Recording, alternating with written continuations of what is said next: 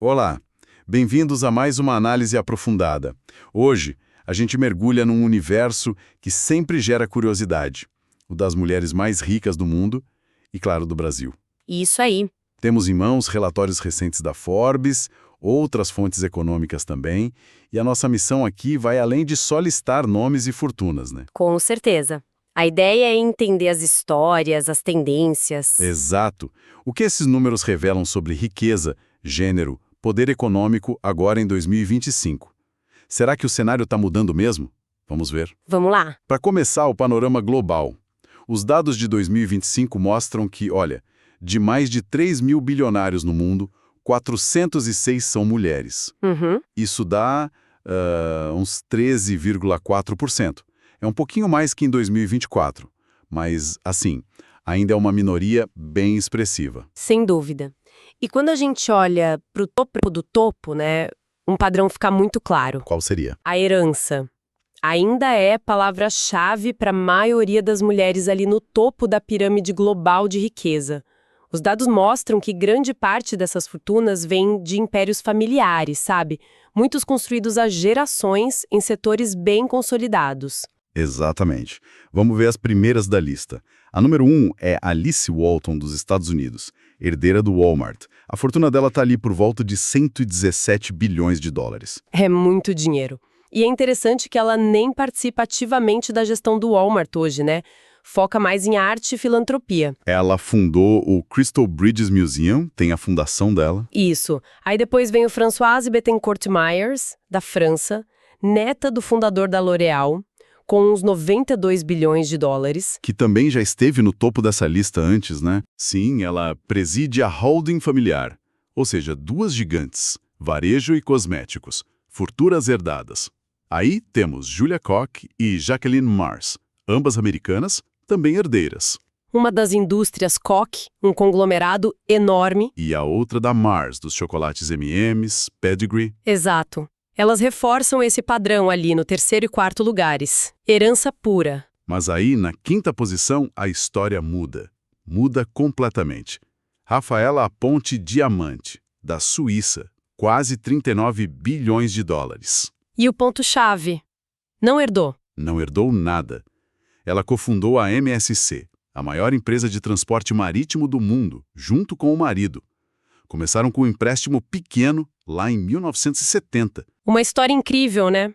Empreendedorismo raiz mesmo, num setor super tradicional, dominado por homens. O que contraste com as outras quatro. É exatamente esse contraste que é tão revelador.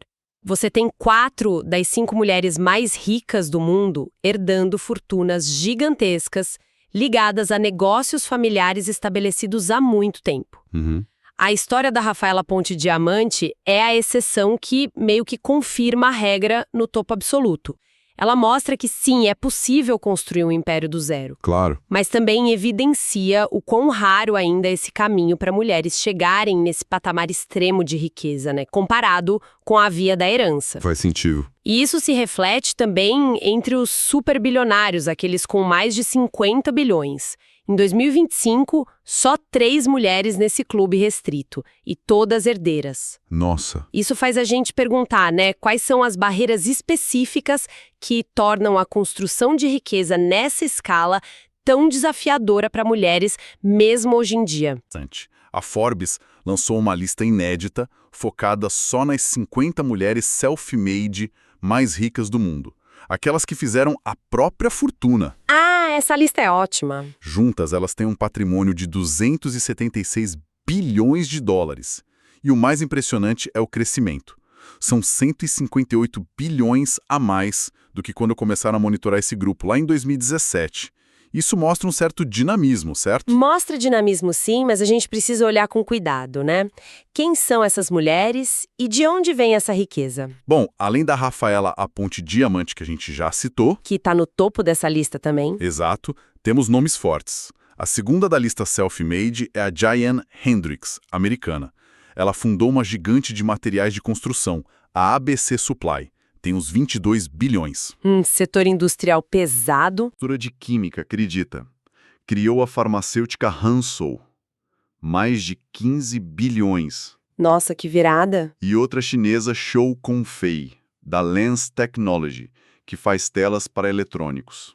Então, indústria, farmácia, Mas tem um setor que se destaca muito aí, né? com certeza. 14 das 50 mulheres fizeram fortuna com tech. Quase um terço da lista. Exato. Temos a Melanie Perkins, australiana, criadora do Canva. Com 38 anos, é a mais jovem da lista. O Canva é onipresente hoje, né? Totalmente. Sheryl Sandberg, ex-Facebook, Meta.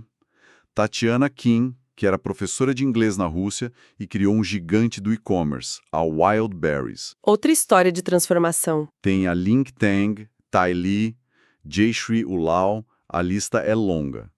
E fora da tecnologia, tem a Denise Coates, do Reino Unido, fundadora da Bet365, de apostas online. Outro setor digital. E até a Oprah Winfrey, claro, com a Harpo. E um dado curioso, China e EUA empatam com 18 nomes cada nessa lista de 50. Interessante essa divisão. Mostra uma força empreendedora feminina nesses dois polos, né? Sim, Olha, essas trajetórias são fantásticas, inspiradoras, não tem como negar.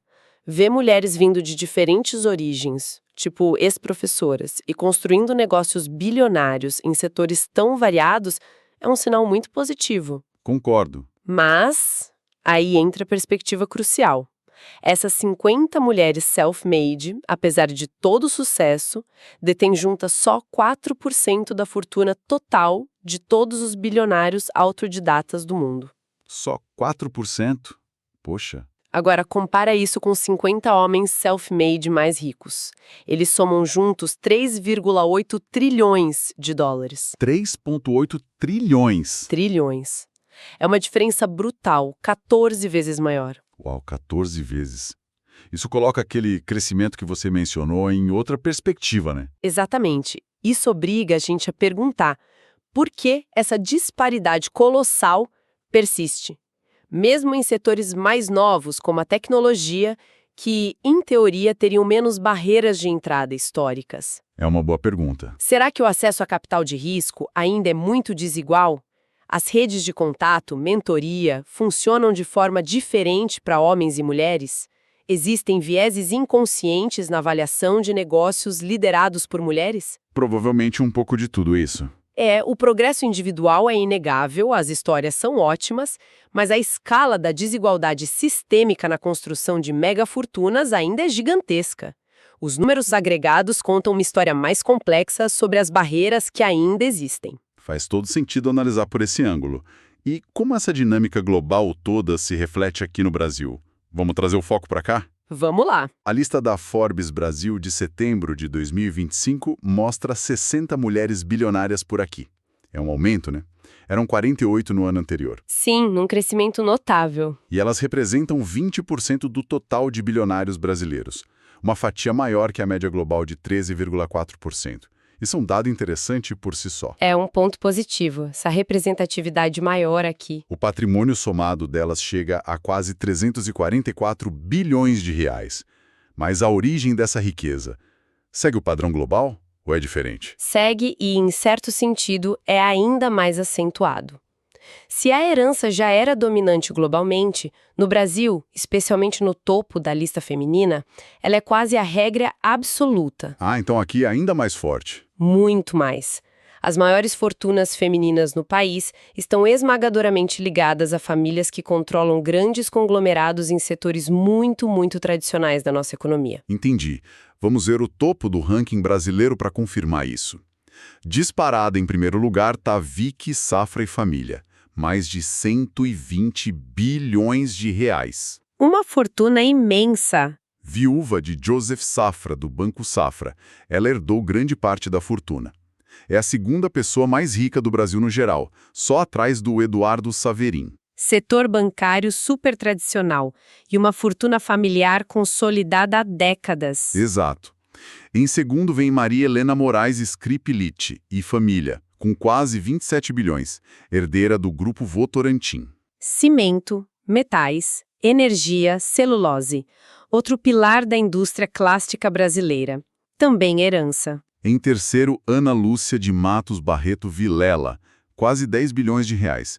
bisneta do fundador do Itaú Unibanco. Mais um banco gigante. Setor financeiro de novo. Em quarto, Annie Werninghaus, com mais de 9 bilhões, neta de um cofundador da WEG, a potência catarinense de motores elétricos. Indústria consolidada. Valorização de ações de empresa familiar. Então, até aqui, só herança. Grandes grupos industriais e financeiros. O padrão é claríssimo. Claríssimo. Bancos, indústria pesada, bens de capital, setores que formaram a base da economia brasileira por décadas e onde a concentração de capital familiar é historicamente muito forte. Mas aí, na quinta posição, temos a primeira self-made do top 10 brasileiro. Opa! Quem é? Cristina Helena Junqueira, com 8,7 bilhões de reais, cofundadora do Nubank. Ah, sim. Uma história que todo mundo conhece, vinda do zero, de uma fintech que desafiou os bancões. É um ponto fora da curva bem nítido nessa lista, né? Sem dúvida. Um símbolo da nova economia conseguindo furar o bloqueio da riqueza tradicional no Brasil, pelo menos nesse caso específico, é muito relevante. Depois dela, na sexta posição, a gente volta para a herança, com Neide Helena de Moraes, irmã da Maria Helena, também da Votorantim. Certo. E o resto do top 10 segue parecido. Tem a Vera Rechuski, Santo Domingo, ligada à Abinbev, mais duas herdeiras da WEG, Dora Voigt de Assis e Lívia Voigt. Todas herdeiras também. Mas, empatada com elas, temos a outra figura que a Forbes considera self-made no top 10, Lucia Borges Maggi, com 6,6 bilhões de reais. Ah, o caso da Lúcia Maggi é interessante. Ela lidera o Grupo Amage, um colosso do agronegócio, fundado junto com o falecido marido, o André Maggi. Exato. A classificação como self-made pela Forbes nesse contexto vem do papel fundamental que ela teve na expansão e na consolidação do grupo depois que assumiu a liderança, né? Entendi. Não é uma startup do zero. Não como no Nubank, claro, mas é a construção e a gestão ativa de um império, num setor crucial, que é o agro, embora seja um setor mais tradicional. Mostra que self-made pode ter interpretações diferentes dependendo do contexto. Verdade. E vale mencionar que tivemos novas entradas na lista este ano. Iris Abravanel e Filhas, Priscila Barreto da Rap Vida, Mariana Cardoso do BTG Pactual. Algumas também ligadas à herança ou participação acionária em grandes empresas. Uhum. Então, resumindo o cenário brasileiro, herança domina massivamente o topo. Vem de setores super tradicionais. As exceções self-made no top 10 são a Cristina Junqueira, da Nova Economia Digital, e a Lúcia Maggi, consolidando o império no agronegócio. Faz sentido essa leitura? Perfeitamente. O retrato brasileiro é muito claro. A riqueza feminina no topo está profundamente enraizada na história econômica do país, nos grandes grupos familiares que se formaram em torno da indústria, finanças e, mais recentemente, do agronegócio em larga escala. Certo. A história da Cristina Junqueira é emblemática justamente por ser tão diferente da maioria das outras ali no topo. E o contraste com a lista global self-made, onde a tecnologia tem um peso muito maior, também é notável. É verdade. Parece que os caminhos para construir fortunas bilionárias do zero para mulheres no Brasil ainda são talvez mais restritos ou passam por setores diferentes do que a gente vê em outros polos globais. Ok, então vamos amarrar tudo isso. Quais são os pontos-chave que essa nossa análise traz? Primeiro, a representatividade feminina entre bilionários ainda é baixa globalmente, 13,4%, e um pouco maior no Brasil, 20%, mas longe da paridade. Correto. Segundo ponto, a herança é de longe o caminho mais comum para mulheres chegarem ao topo das listas de riqueza, tanto no mundo quanto de forma ainda mais acentuada no Brasil. E essa herança vem predominantemente de setores tradicionais. Terceiro ponto. Estamos vendo sim um crescimento de mulheres self-made, bilionárias, especialmente no cenário global, e muito puxado pelo setor de tecnologia. Aqui no Brasil, essas histórias ainda são mais raras no topo da lista. E quarto, e talvez o mais impactante, a disparidade de riqueza entre homens e mulheres bilionários é abismal, principalmente quando a gente isola as fortunas self-made. Os homens nesse grupo acumulam um capital muitas vezes maior, como vimos na comparação do top 50 global. Então, a sensação que fica é de uma dualidade. Tem progresso, tem mais mulheres nas listas, tem histórias inspiradoras de empreendedorismo. Sim. Mas as estruturas que perpetuam a desigualdade na riqueza extrema parecem continuar muito fortes, né? Exatamente essa tensão. A gente vê sinais de mudança, novas fortunas sendo criadas por mulheres em novos setores como fintechs e tech globalmente, mas ao mesmo tempo a predominância da herança, especialmente aqui no Brasil, e a diferença de escala na riqueza self-made globalmente indicam que o acesso a capital, a redes de influência, a oportunidades para construir riqueza nesse nível ainda não é equitativo.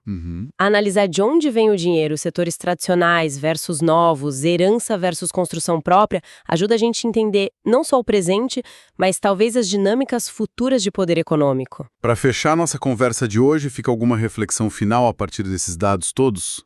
Algo para a gente pensar? Fica uma provocação interessante, eu acho, pensando nessas grandes fortunas herdadas por mulheres como a Alice Walton, do Walmart, a Françoise Bettencourt-Meyers, da L'Oréal, ou mesmo as brasileiras ligadas à Votorantim ou ao Itaú.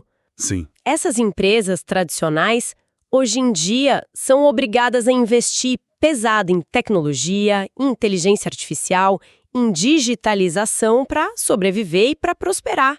Com certeza, a transformação digital está em todo lugar. Exato. A linha entre o que é um setor tradicional e o que é tecnológico está ficando cada vez mais tênue, você não acha? É verdade, está tudo se misturando. Isso levanta uma questão. Será que essa transformação digital dentro das próprias empresas herdadas pode indiretamente acabar abrindo novos caminhos? Ou até mesmo nivelando um pouco o campo de jogo? Como assim? Poderia a tecnologia não só remodelar essas fortunas existentes, mas também criar novas avenidas, talvez inesperadas, para que mais mulheres construam fortunas self-made no futuro. Quem sabe até dentro desses setores que hoje a gente considera tradicionais, mas que estão sendo reinventados pela tecnologia. Interessante.